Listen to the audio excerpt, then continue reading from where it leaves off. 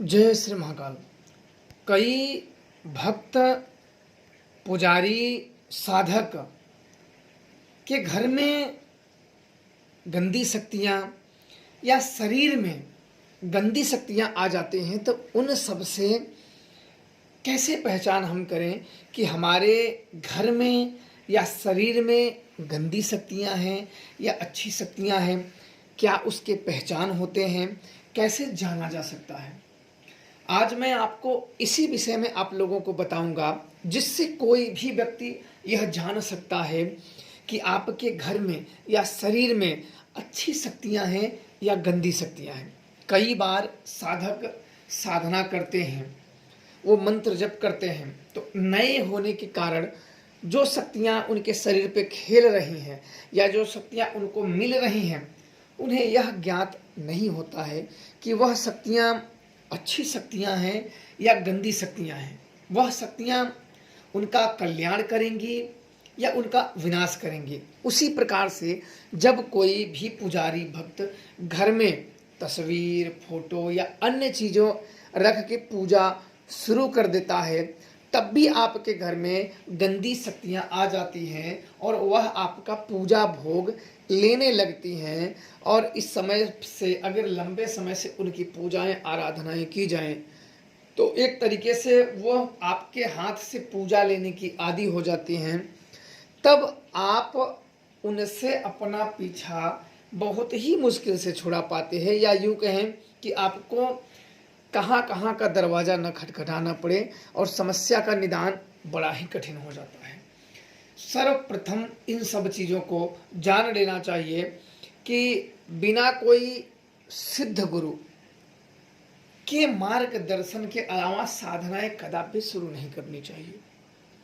नए नवेले अड्डू बड्डू के चक्करों में नहीं पड़ना चाहिए, अन्यथा जीवन बड़ा दुष्कर हो जाता है। शुरू शुरू में हम सोचते हैं कि चलो अच्छी बात है, लालच में साधक पड़ जाते हैं, पर भविष्य में उनके दिक्कतें झेलने पड़ते हैं।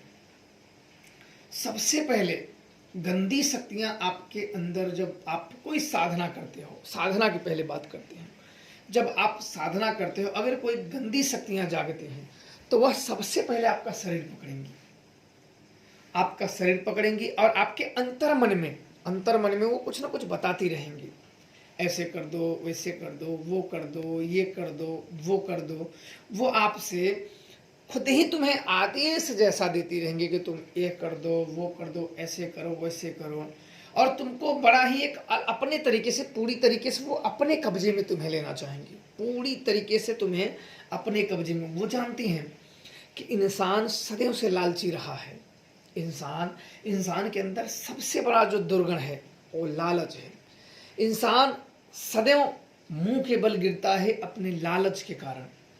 लालच उस इंसान से सब कुछ करा सकती है जो उसके लिए ठीक नहीं रहता है, या भविष्य में उसके लिए हानिकारक या मुसीबत आ सकते हैं, या उसका नाम या कुछ भी, वो लालच वो सब करा सकती हैं। और ये जो गंदी शक्तियां हैं, जो प्रेती शक्तियां हैं, ये आपके समक्ष लालच ही रखेंगी ताकि तुम उनके अधीन में आओ, उनके आप रेंज में आओ, उनके अधीन में आओगे। उनका जब सब कुछ मान लोगे तो उनका काम बड़ा आसान हो जाएगा। सबसे पहले तुम्हें लालच देंगी, तुम्हें अपनापन दिखाएंगी, और तुम अपनेपन में, अगर तुम्हारे पास कोई सहारा नहीं है, या तुम बेसहारे हो, या तुम्हें सहारा सही से किसी का मिला नहीं, तो ऐसे लोग जल्दी उनको सहारा मान लेते हैं और उन पे आश्रित हो जाते हैं।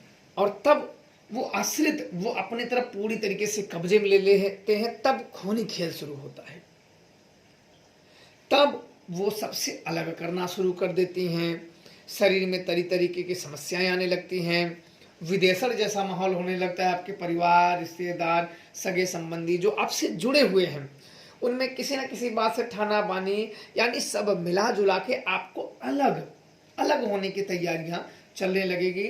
और वो आपका दिमाग इस तरीके से खराब हो जाएगा कि आपके अंदर अहंकार का उदय हो जाएगा, आपके अंदर अहंकार भर देगा। अहंकार क्या होता है कि आपके अंदर मैंपन जागृत हो जाए कि मैं ऐसे हूँ, मैं ये कर लूँगा, मैं वो कर लूँगा, क्योंकि मैं सदैव विनाश की ही तरफ लेके जाता है। जो मैं की शब्द बोलने लगे उसका विनाश भविष्य में अति निकट है। अहंकार उसमें आने लगते हैं, क्रोध आने लगते हैं, उसकी शत्रु की संख्या बढ़ने लगती है। उसकी शत्रु, क्योंकि वो तामसिक चीजें हैं तो वो तामसिक ही चीजें करेंगी, उसकी शत्रु की संख्या बढ़ने लगेंगी। कई चीजें उसके जीवन में समस्याएं आने लगेंगी, रोग आने लगेंगे, वो तरीके तरीके से दुराचारों के कर्मों में लिप्त हो जाएगा, प्राण हत्याएं अधिक करने लगेगा, नशा का आदी हो जाएगा, कोई ना कोई ऐसी आदतों में जो उसको बिल्कुल नीचे की तरफ धकेले। और दूसरी बात, जो भक्त लोग क्या कर, भक्त जो घर में पूजा करते हैं, अन्य चीजें वो पूजा करते हैं, कुछ समय के बाद जब वो शुरू में कुछ अगर प्रीति शक्तियाँ आ जाती है तो पूजा, जो आप लोगों ने कई देखा होगा कि जो पुजारी होते हैं किसी को कुछ बात बोल देते हैं, हाथ बाबू दे देते हैं तो सामने वाला ठीक भी हो जाता है। अब ये होता क्यों है? जिसकी आप पूजा करते हो, मान लो आपने पूजा पाठ भक्ति कर रहे हो तो कोई पुजारी व्यक्ति मर गया हो तो वो अपने खुद का शरीर है नहीं, उसकी वासना पूजा के लिए अगर अतृप्त है तो आपके शरीर में एंटर कर जाएगी।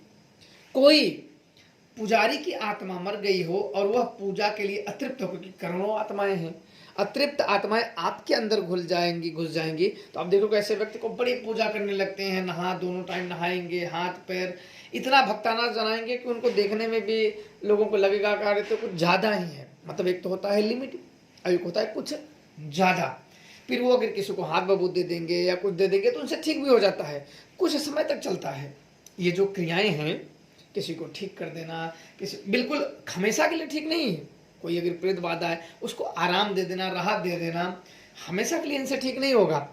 पर क्या होगा, कुछ समय के बाद वो जो पुजारी है वो खुद ही दुखी रहने लगेगा, उसके जीवन में खुद ही शरीरों में दर्द, तनाव, टेंशन, काम बिगड़ना, अन्य चीजें, तो वो अपनी शक्तियों से खुद जो पूज रहा है बोलेगा उसकी शक्तियां स्वयं ही उसका काम नहीं कर पाती हैं। फिर वो पुजारी परेशान रहने लगता है, दुखी रहने लगता है, अनेक तरीके से उसको कष्ट झेलने पड़ते हैं, शारीरिक दिक्कतें होने लगती है, घर में समस्याएं आने लगती हैं, उसका काम बिगड़ने लगता है, पूजा में भी मन नहीं लगता, पूजा से उसका ध्यान धीरे धीरे हटने लगता है, ऐसी चीजें उसके जीवन में आने लगती हैं। और फिर वो लगता है ओझाओं के, गुनियों के, भक्तों के चक्कर काटने। 10 ओझा 10 तरीके की बात, निजात किसी के पास नहीं। 10 लोगों के पास जाओगे, 10 तरीके की बात बताएंगे, कोई मरी बताएगा, कोई ब्रह्म बताएगा, कोई मसानी बताएगा, कोई मरघटी बताएगा, कोई क्या बताएगा, जिसके मन में जो उपजा वो बता दिया।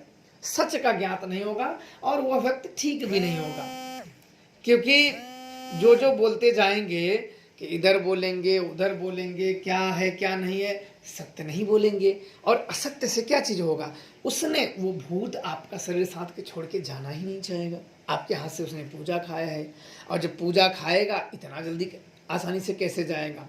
तो इन सब चीजों में होता है कि आपके साथ अच्छी शक्तियां हैं या गंदी शक्तियां हैं। अगर ऐसी हरकतें हो तो आप समझ लेना कि आपने गंदी शक्तियों को साध लिया है, गंदी शक्तियों को साध लिया है और अब एक ना एक दिन नष्ट ये करके ही दम लेंगे। क्योंकि गंदी शक्तियों को पूजने का और उनको साथ रखने का ये धीरे धीरे धीरे धीरे आपको बिल्कुल ग्रस्त में डाल देंगे, सब तरीके से आपको, और इस जगह पे ले जाके डुबाएंगे जहां से लौट कर आना किसी के लिए संभव नहीं होता है।